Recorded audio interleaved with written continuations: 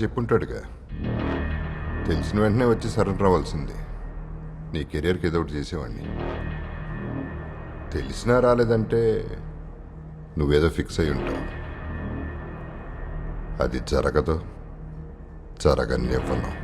Boxing అయినా life అయినా surrender అయితే గెలవరు, ఫైట్ చేస్తే గెలుస్తారు. రాసిపెట్టుకో, ఈ టోర్నమెంట్ గెలిచేది నేనే. నువ్వు అలా అనుకుంటున్నా తప్పలేదు. విక్రమాదిత్య కొడుకు నీకు ఒక పగ ఉంటుంది, నీ వయసుకు ఒక పొగరు ఉంటుంది, గెలుస్తాననే ఆశ ఉంటుంది. కానీ ఇక్కడ ఉన్నది ఈశ్వర్నాథ్, లయకారకుండ్రా. ఆట ఆడిచ్చేది నేనే, గెలిపించేది నేనే, ఓడించేది నేనే. నన్ను ఫేస్ చేయటం నీ వల్ల కాదు. వీడంతా అన్ను నన్ను అండర్ ఎస్టిమేట్ చేయడంలో తప్పే లేదు.